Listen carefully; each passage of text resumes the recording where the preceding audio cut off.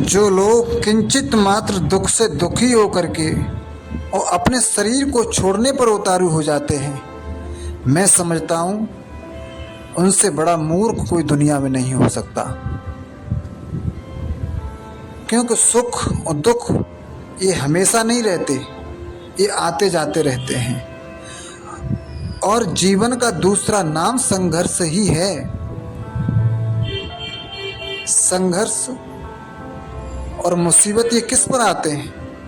मानव पर। पशु का इससे कोई लेना देना नहीं है। तुम्हारे घर में चाहे मौत हो जाए, चाहे शादी हो, चाहे सब बीमार पड़े हो, लेकिन पशु को सिर्फ अपने भोजन से मतलब है। न वो तुम्हारा सुख जान सकता है, न तुम्हारा दुख जान सकता है। ये सोचने की शक्ति सिर्फ ईश्वर ने मानव को प्रदान की है। और जो सोचने की शक्ति रखता है उसी के ऊपर मुसीबतें आती हैं, उसी के ऊपर संघर्ष आते हैं। संघर्ष ही जीवन का दूसरा नाम है, तो फिर संघर्ष से डरना क्यों?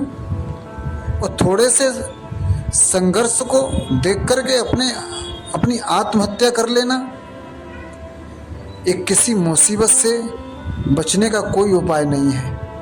क्योंकि जब शरीर को छोड़ करके हम जाएंगे ऐसी मुसीबत में आत्महत्या करके, तो भगवान ने तुम्हारे लिए कोई वहाँ ऑफिस नहीं खोल रखा है जहाँ पे एसी लगा है और वहाँ जा कर के आराम से लेट जाओगे।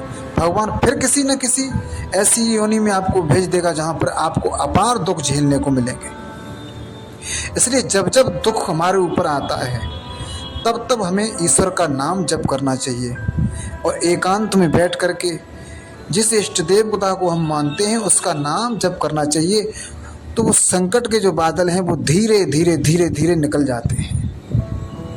और निरंतर जो नाम जप करते हैं उनके सामने तो संकट कभी आ ही नहीं सकते, क्योंकि उनका जो रास्ता है वो एक पवित्र रास्ता बन जाता है। वो समझ जाते हैं कि दुनिया संकटों से ही बनी हुई है। इसलिए मेरा तो जो भी कुछ है वो गिरधर गोपाल है। मुझे न किसी के सुख से मतलब है, न किसी दुख से मतलब। हमें निरंतर परमात्मा का नाम जप करना चाहिए। हमारे देश में एक बहुत ही अच्छे संत हैं और हमारा सौभाग्य है कि जो हमें उनका मार्गदर्शन मिल रहा है, प्रेमानंद महाराज जी, जिन्होंने कितने लोगों के जीवनों को बदल दिया। कितने हमारे युवा थे जो गंदी आदतों में लिप्त थे, शराब, मांस, ऐसे व्यभिचार करते थे और उनका जीवन बर्बाद हो रहा था। आज वो युवा श्री प्रेमानंद महाराज जी के प्रवचनों को सुनकर के सत्य के रास्ता पर चलने लगे। गंदे व्यभिचारों को छोड़ दिया, गंदे खान पानों को छोड़ दिया। हम अपील करते हैं आप सभी से कि अपने बच्चों को जितनी ज़रूरी शिक्षा है और उससे भी ज़्यादा ज़रूरी है संस्कार। क्योंकि जिस बच्चे के अंदर संस्कार नहीं है वो पैसा तो कमा सकता है लेकिन इंसानियत कभी नहीं कमा सकता। कितने बच्चों को देखा है, कितने माता पिताओं को देखा है जिनके बच्चे बड़ी बड़ी कारों में घूम रहे हैं लेकिन उनके माता पिता वृद्धाश्रम में हैं। वो सब संस्कार का ही काम है।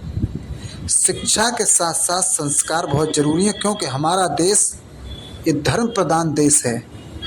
अब धर्म किसे कहते हैं ये बात भी आ गई। तो गोस्वामी तुलसीदास जी ने अपने चौपाई में ये दर्शाया है कि परहित सरस धर्म नय भाई और पर पीड़ा सम नय अभिमाई।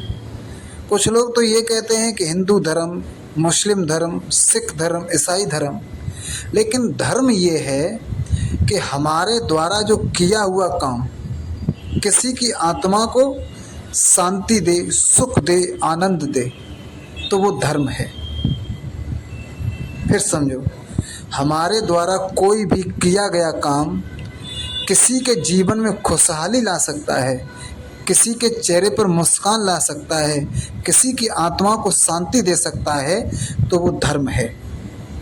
और हमारे द्वारा किया गया काम किसी की आत्मा को चोट पहुंचाता है, किसी की आत्मा को पीड़ा देता है, किसी की आंखों में आंसू देता है, तो वही अधर्म होता है।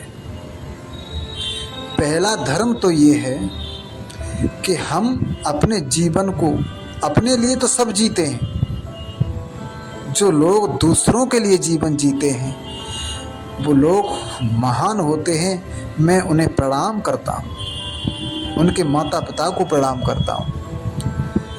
अपने लिए तो सारी ज़िंदगी लोग जीते ही हैं, जो अपने जीवन में से थोड़ा बहुत निकाल करके जो दूसरों के लिए भी जीते हैं, अपने हृदय में दूसरों के लिए भी जो जगह रखते हैं, दूसरे के दुख को जो दुख समझते हैं, ऐसे लोगों को मैं संत कहता हूँ, मैं उन्हें प्रणाम करता हूँ। तो जब जब तुम्हारे ऊपर, और सबसे बड़ा साधन है अपने आप को बदलने का, कि आप बीच में अगर टाइम नहीं मिलता है तो सुबह और शाम जरूर राधा राधा राधा जपें और अपने जीवन को एक धार्मिक पथ पर लेकर के चलें। माता पिता का सम्मान करना कभी न भूलें, कभी भी गंदे आचरणों को न अपनाएं, कभी भी गंदे खान पानों को न अपनाएं। ऐसे दूर, चाहे कितने भी बड़े तुम्हारे मित्र हों, अगर वो गंदी आदतों में लिप्त हैं तो आप उनसे एक कोस दूर जरूर हो जाएं, क्योंकि आज नहीं तो कल उनकी आदतों का प्रभाव तुम्हारे ऊपर पड़ेगा। और जब आदतें गंदी होगी, खान पान गंदा होगा, तो तुम्हारा